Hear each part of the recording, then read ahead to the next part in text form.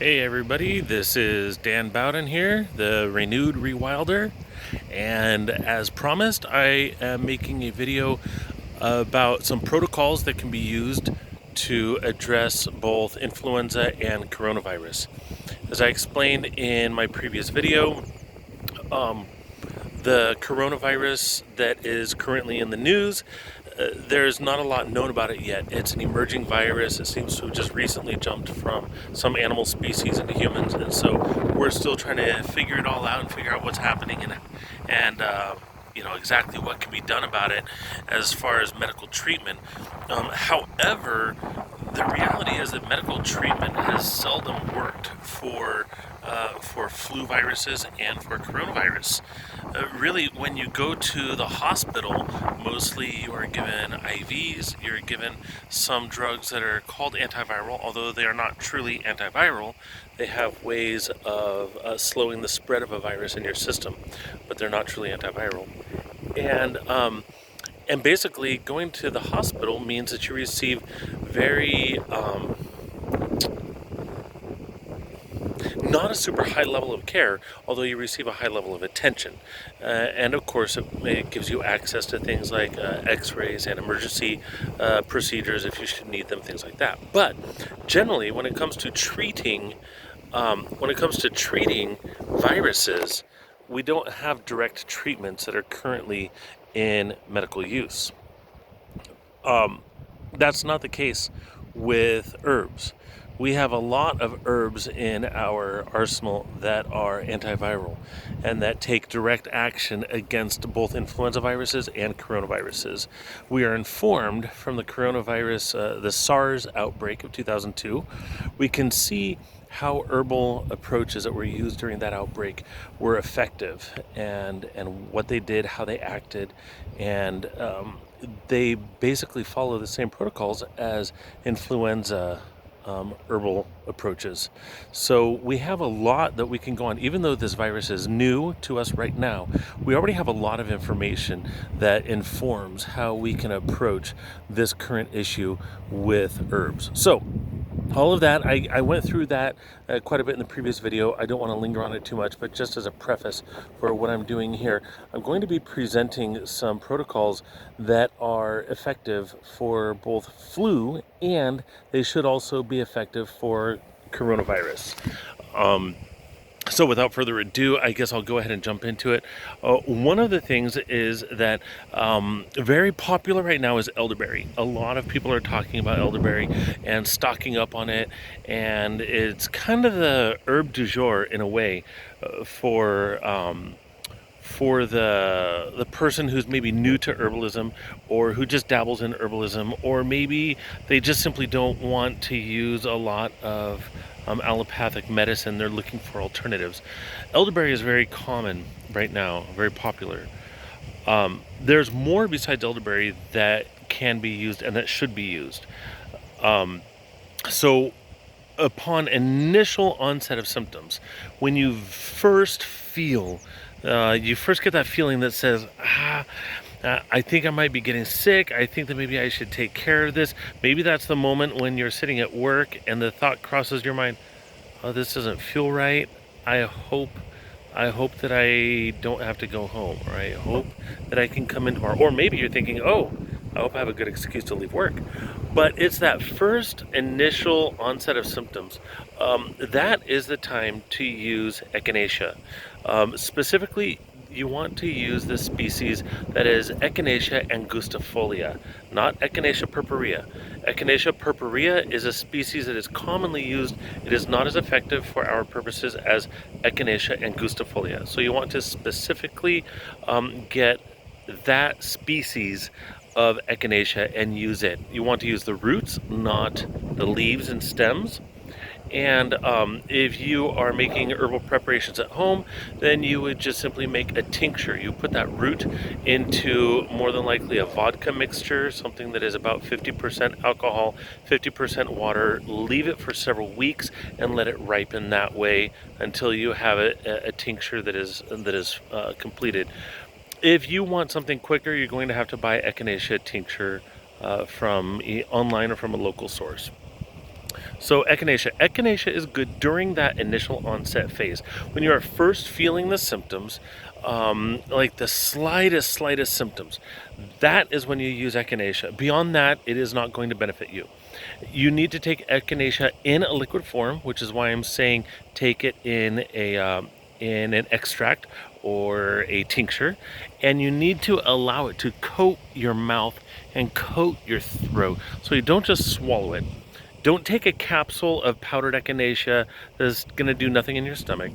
You need to be using the liquid extracts of the herb and allowing it to coat your throat and to touch your mucous membranes. The reason is because echinacea will attach to points on your cells. They are the word just escaped me. I'm going to say binding points. There are binding points where proteins can attach to your cells and they can gain entrance into your cells through those spots. And that is how viruses work. They attach to these binding points and then they gain entrance into your cell. They release their RNA, which is kind of like DNA. They release that into your cell. The RNA replicates, makes a whole bunch of baby viruses, and then your cell explodes and releases all of these new viruses into your system. Echinacea binds to those receptor sites. That's what I was thinking of. So echinacea binds to those receptor sites, making them unavailable for the viruses to attach to those same sites. So the viruses can't find a host, they can't do anything, and then your body can go through and mop up all of the viruses, kill them, and get them out of your body, rather than having them hidden inside of your cells replicating. So that will work during the initial onset stages of the infection. Also, red root is an excellent herb for this. Red root is from the Ceanothus genera, and there are multiple species of red root that are used. It is excellent at moving the lymph fluid. Now, the lymph does not have its own pump like the blood system has the heart to pump it. The lymph system does not have a pump like that. So it relies on other mechanisms to move the lymph fluid through. The importance of this is that the lymph fluid is used for your immune system. The lymph system, it creates immune cells that then get circulated throughout your body, and that will fight the viruses for you. And the lymph system also drains toxins, or it removes toxins from your system so that they can be flushed from your body, and basically by keeping the body free of those toxins, then the body is more able to fight the virus. So less inflammation, less toxicity, etc. in your body. So that is the benefit of red root. Then also we have licorice, and yes, that's licorice exactly as you're thinking of it. It's the licorice that originally was used to make black licorice candy. You can still find some candies made with licorice root. It has the exact same flavor. Licorice is strongly antiviral as well, so you definitely want that in your arsenal. Also, licorice is antispasmodic. So what this means is that if you start to develop an uncontrollable cough, licorice can help you to calm that cough so that you can control when you're going to cough and when you're going to expel mucus. Now, right now, I'm still intending to talk more about the early stages of the disease, which would be before you start needing to cough up a lot of mucus. But still, those are the benefits of licorice and why you should have them in your arsenal. Generally recommended a mixture of the tinctures of all three of these herbs, equal parts of licorice and of red root or Ceanothus and of Echinacea. And then you would take 1 to 2 droppers full at a time. This is assuming that you have the little bottles with the eyedropper in the top. And you would take 1 to 2 droppers full at a time. You could take that every 1 or 2 hours until the infection is beat back. And if you do this early in the infection, there is a very good possibility that you can actually beat it back before it becomes problematic for you.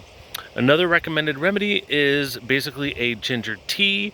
One of my favorite herbalists that I like to refer to is Stephen Harrod Buhner. He recommends using fresh ginger juice combined with lime juice and honey, and I just forgot the other ingredient, but that's all right. It doesn't matter. Those are the main ingredients right there. Oh, cayenne. Cayenne is excellent for increasing circulation. So what that does is when you take the ginger tea along with the other ingredients, then your body will circulate those medicinal factors throughout your system much more rapidly because of the cayenne. So, but ginger, what I wanted to talk about real quick is you do want to use fresh ginger. You don't want to use dried ginger. Don't take ginger capsules that go down into your stomach and do nothing. You want fresh ginger juice, and you do indeed pulp it and juice it, and that is what you would use. You would use several ounces of the ginger juice, heat it up, add in some honey. I recommend raw honey, especially if you can find raw honey that is local to your area. Combine that. And then I personally, rather than using lime or lemon, I like to use sumac. I wild harvest sumac in my area, and it is also very high in vitamin C. Ascorbic acid has a lemony flavor. So I myself make my ginger tea with sumac instead of lemon. And then the cayenne. And some people also add in some apple cider vinegar. That's an excellent addition. So you basically just brew up this tea, take 1 to 2 cups at a time, take it 3 to 4 times a day. That is going to do amazing things for you during the onset of the disease and during the first few days. So these are some tips and tricks, some excellent, I shouldn't say just tips and tricks, these are excellent herbal approaches that you can use during the first few days of an influenza infection or a coronavirus infection.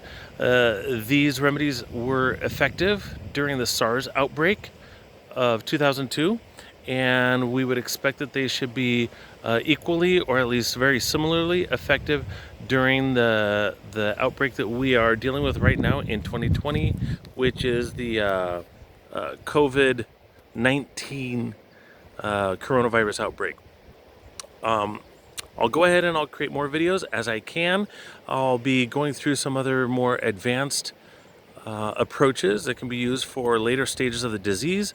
I'll also be talking about some specific herbs that are known to be effective for coronaviruses, not just influenza. So that will be in follow-up videos. In the meantime, I wish you all well. I hope and pray that you all have good health, that the Lord protect you and keep you, and yeah, may you be blessed, and let's take full advantage of the wonderful, wonderful herbs that He placed around us in the middle of His amazing creation.